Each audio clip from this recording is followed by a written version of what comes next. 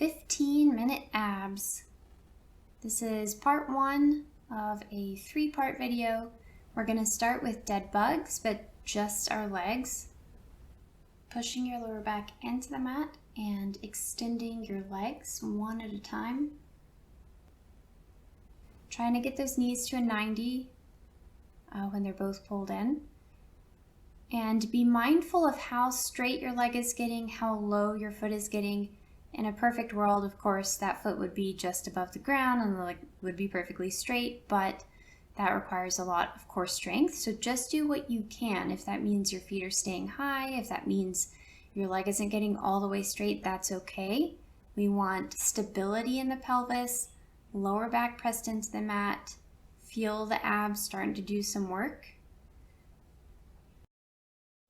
That's 20 seconds. If you push too hard to begin with, you get some arching in the lower back, and that can put you at risk of problems. So listen to your body, do what you can do. A few more seconds here. And then we're going to step it up into more of a traditional dead bug. So that's arms up, shoulders relaxed, drop opposite arm and leg. Keep those abs tight, keep that good firm contact with the mat, and keep those shoulders relaxed. Make sure you're breathing. You'll be breathing through the motion, breathing out, and then inhaling as you kind of bring everything back in and reset. As you start working, as those abs get warm and ready to do more, your leg might be straighter, you might get that foot lower, that's great. But if you feel your pelvis starting to wiggle, feel arching in the lower back, then rein it back in. Listen to your body. 20 seconds. Keep those shoulders relaxed.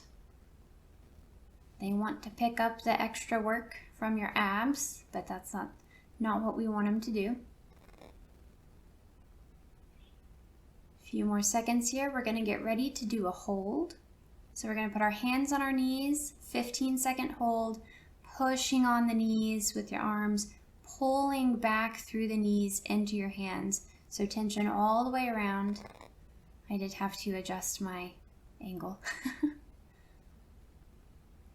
And then same side extension.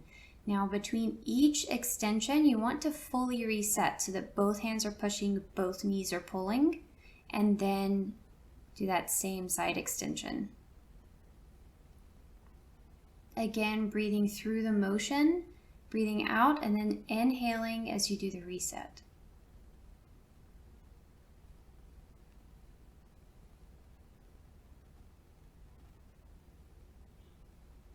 And make sure that that lower back is staying pressed into the mat. If you feel arching start to happen, then you're pushing your legs too far.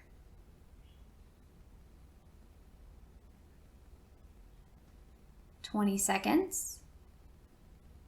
Keep breathing, keep extending. Don't forget to reset in between each motion. And we're going to step it up another notch here in a second. So this is elbows on the knees, pushing into the knees with your elbows, pulling those knees into your elbows, lots of tension. This is really shortening the abdominal muscles. So make sure that you're breathing through this. And then we're going to do same side extension again. Fully resetting between each motion.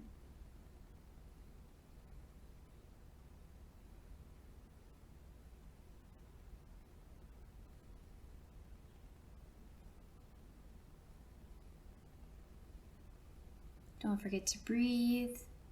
Be mindful of that contact between your lower back and the floor. Hopefully you're listening to some good music right now and that's distracting you from the pain.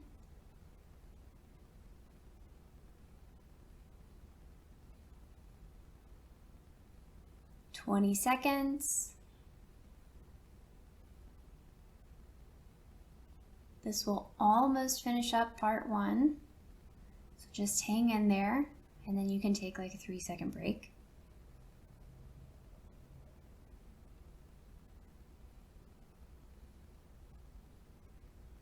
All right, so now we're on to bilateral extension. So we're extending both legs, both arms at the same time, bringing it all the way out, all the way back in, elbows to knees. This is the most difficult variation. Be mindful of that angle that your feet are at. If they're too low, then you're gonna get arching in the lower back. You don't want that. So high is okay, high feet is okay. As you get stronger, your legs will get straighter. You'll be able to drop them down further. I keep saying that because we tend to push ourselves too hard sometimes. So work with your body. Let it get strong at its pace. Again, you'll be exhaling through the extension, inhaling as you bring it back in and reset. 20 seconds left.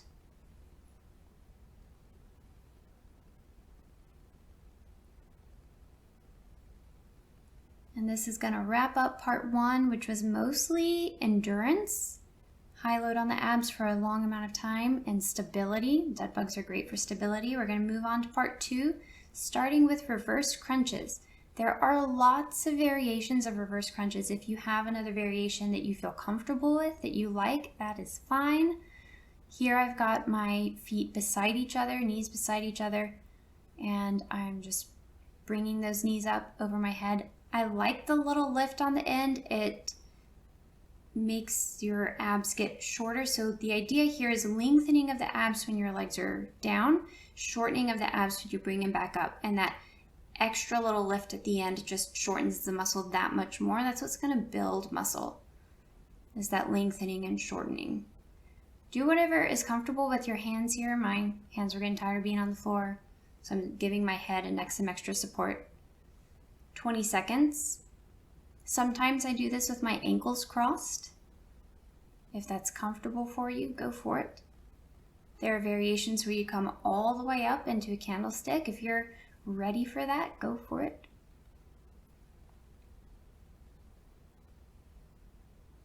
All right, we're doing a cross-body crunch now. So I show the right side first so you can see I do have a little weight that I'm holding on to. That's just for stability. The movement here is rotating to your side and then pulling up. Exhale as you come up, inhale as you go back down.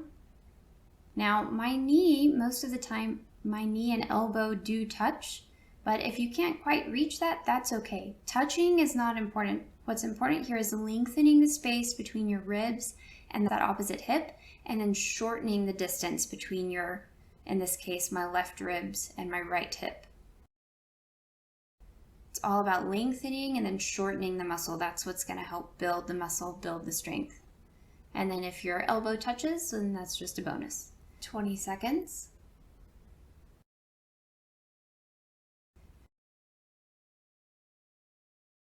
Almost done.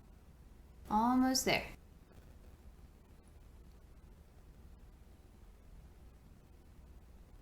And the other side. So again, a little bit of a twist and then a lift up. Try to keep yourself as stable, the hips, the pelvis, the feet stable. You can see I'm a little wobbly here. I was very tired when I recorded this.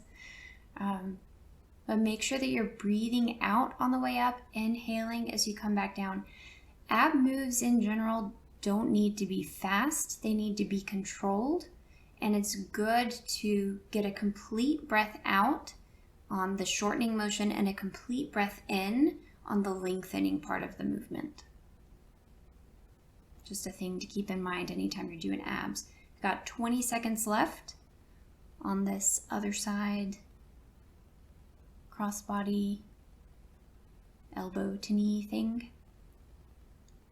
And then we're going to get ready to do a variation on a crunch. Few more seconds. This is a narrow crunch. I call it, yeah, nose to knee. Nose to knee. Saw my hand there. That's the direction you want to go. Now we are going to alternate. So nose to left knee, bring it back, nose to right knee, bring it back. The arms extended here I find just helps make sure that I'm keeping the correct angle. Kind of gives me that directional sense. Also bringing the arms back reminds me to lengthen the abs, and then as I come up, shorten the abs, but you want to be really careful with this, that you're keeping the shoulders relaxed, keeping the arms relaxed. I call these zombie arms because they're just kind of hanging out there. They're not actually doing any work. Exhale as you come up, inhale as you come back down. Keeping your feet together. I like the knees up, feet together because it occupies the hip flexors. It gives them work to do so that your abs are what actually have to pull you up in the crunch. If that's not comfortable for you, you can keep your feet separate, or you could even put your feet on the ground if you just want to make it a little more difficult. This is a full sit-up. So as you come up, have a weight. That makes it a little easier. And then you're tilting the pelvis back as you come up and then curling it under, tucking it under as you come down. So you want to be mindful of the movement in the pelvis as you do this move. And that helps transition from the upper abs, the middle abs, the lower abs. If you can't do this with your feet on the ground, you're probably not ready for a full sit up with a weight like this, and you can go back to keeping the knees bent at 90 feet up in the air and just do a small crunch. Got about 20 seconds left. There's no shame in doing small crunches. They are very effective. Only do the full sit-up if you feel like you can safely do so with your back, with the movement in the pelvis, without injury, and keeping your feet on the ground. And now we're going to move on to part 3. So that was all muscle building. This is going to be more flexibility stuff. We're going to start with windshield wipers. This is just rotating your legs to one side and then the other side. You'll notice here my knees are slightly bent. The more bent your knees are, the closer in they are to the thighs, the easier this is going to be because it keeps the weight closer to your body so that your abs don't have to do as much work. If you do this with your legs fully extended, that's going to be a really heavy load on the abs. If you're ready for that, if that's what you want to do, go for it. But if your abs are already tired, or if you have some weakness in these rotational movements where you feel like it's hurting your spine in some way, then bring those knees in for sure. Also keep in mind, again, this is a slow movement. You want it to be super controlled on both sides. 20 seconds left.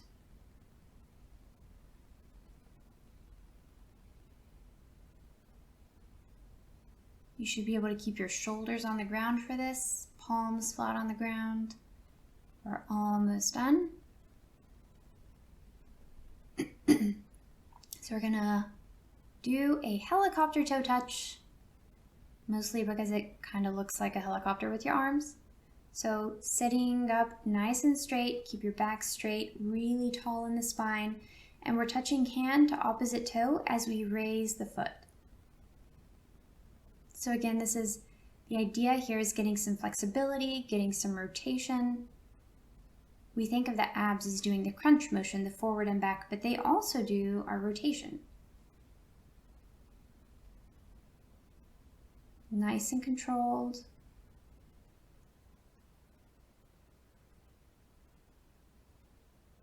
If you have discomfort doing this with straight legs, you can always bend your legs and then just, lift a little bit to reach the toe. Always modify to whatever is comfortable and accessible for wherever you are in your workout routines. Now we're going to move on to a hand plank with our knee coming up to tap the opposite elbow. So thing number 1 with hand planks, you want to make sure that your spine is neutral and that it is parallel to the ground.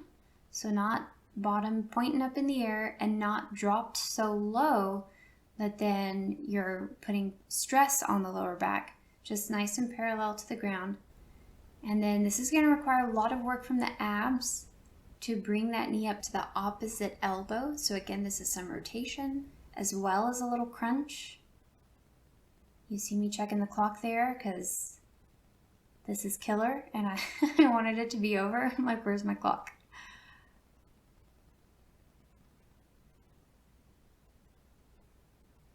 Hang in there, keep it going. Keep that spine neutral when you reset in the hand plank position. 20 seconds. If your knee isn't touching your elbow, that's fine. You can see here my knee does not actually reach all the way up to my elbow. I can't do that and maintain the lengthened neutral spine. So that's cool, don't worry about it. And then we're gonna finish it up with a forearm plank. Notice the hands need to be elbow width apart. So wherever your elbows are, closer together is gonna make it a little easier. You can actually spread your elbows out if you want more of a challenge with your forearm planks, but keep your hands elbow width apart. If you bring your hands together, you're cheating. And then again, neutral spine, parallel to the floor. Tuck the pelvis under, that's going to engage the abs more. Where you put your toes is up to you. I like keeping everything nice and in line. That's a good middle of the road difficulty, but you can spread things out to make it harder. You can bring things in depending on what you're trying to work. Experiment with your planks. See how different things feel. 20 seconds. And don't forget to breathe. Please breathe through your planks. Sometimes with planking, that extended static hold, we tend to also hold our breath, but that's really not good for the muscles that are trying to hold you up. And done. Take it down nice and slow, always to the knees first, stretch it out. Great job. That was 15 minutes of abs.